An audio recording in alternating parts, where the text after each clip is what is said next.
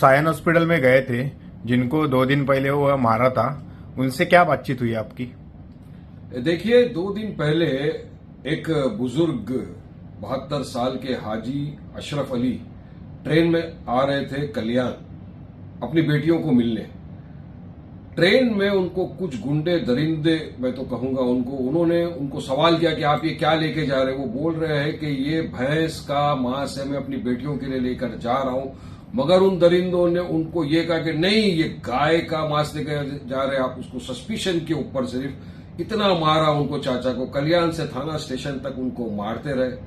बाद में उतरे वो चाचा, एफआईआर रजिस्टर हुआ, एफआईआर रजिस्टर करके उनको जमानत हो गई।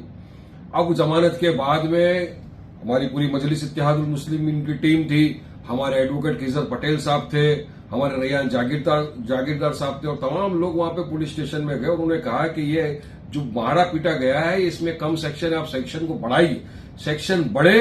और जो उनकी जमानत हुई थी, मजिस्ट्रेट साहब ने ऑर्डर किया कि उनकी जमानत कैंसिल की जाए। तो मैं तो शुक्रिया अदा करूंगा खिजर पटेल साहब का, रैयान साहब का, और तमाम लोग जिनकी मेहनत की वजह से ये जो एफआईआर बढ़ा और उनको वापस मजिस्ट्रेट ने डायरेक्शन दिया कि अरेस्ट किया जाए, उनको तमाम का शुक्रिया अदा करता हूं मैं। और बात नंबर 2, अब वो चाचा को वहां से लाकर मुंबई के सायन हॉस्पिटल में एडमिट किया गया उपचार के लिए। तो हम गया सायन हॉस्पिटल में, मुलाकात की हमने हाजी अशरफ साहब से। तो देखकर उनको मिलकर दिल दहल सा गया। उनको आंख पे चोट है, लाल आंख कर दी, ये आंख पे चोट है, इंटरनल इंजरी है। मैं पूछना चाहूंगा, दरिंदे एक बुजुर्ग को इस तरह मारते हैं, क्या ये अपने घर में अपने बाप दादा को भी इसी तरह मारते पीटते होंगे क्या? तो हमने वहां पे डॉक्टरों से बात की। डॉक्टर ने कहा कि इंटरनल इंजरी का क्या है वो हम सीटी स्कैन अभी निकालेंगे, सब रिपोर्ट आएगा। तो हमने बस जाके मिले अशरफ साहब से, हमने कहा कि फिक्र मत करिए, पूरी मजलिस इत्तेहादुल मुस्लिमीन आपके साथ है। हमारे पार्टी प्रेसिडेंट असदुद्दीन ओवैसी साहब का भी उनको सलाम दिया, हमने कहा कि वो भी फिक्रमंद है, आप जल्दी से ठीक हो जाइए। हमने ये भी कहा कि देखिए, अल्लाह सुब्हानहू तआला ने आपको दूसरी जिंदगी दी है, वरना दरिंदे आपको ट्रेन से फेंक भी सकते थे।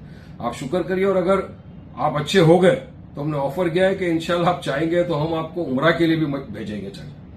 तो उन्होंने कहा मैं आके देखता हूं, फिलहाल तो मेरी तबीयत बहुत खराब है, उनको आंख से दिख नहीं रहा है। तो मैं पूछना चाहूंगा कब जाके रुकेगा ये मॉब लिंचिंग के ऊपर? सरकार क्यों सख्त कानून नहीं बनाती? अब देखिए, वही हरियाणा में आर्यन मिश्रा नाम का 12वीं क्लास का लड़का, उसको भी इसी तरह से एक आओ विजिलेंटी जो अपने आप को बोलते हैं, उन्होंने गोली मार दी उसको, सिर्फ गाय की तस्करी की सस्पिशन के ऊपर उस जवान बच्चे को गोली मार दिया। तो कब जाके रुकेगा सब हमारे देश के अंदर? सरकार के कान में जू नहीं रेंगती। अरे आप कानून बनाइए सख्त, जैसा ही कोई मॉब लिंचिंग में अरेस्ट हो उसको यूएपी के अंदर डाल दीजिए, no bail nothing, fast track में कोर्ट चलाइए, सजा दीजिए उसको, तब जाके ये रुकेगा। तो इंसानियत के तकाजा है, इंसानियत के नाते हम गए, आज मुलाकात की, उनकी तबीयत पूछा, और इंशाअल्लाह मजलिस इत्तेहादुल मुस्लिमीन उनके साथ खड़ी थी, खड़ी और खड़ी रहेगी। बस यही जाके हम मिल के आए चाचा।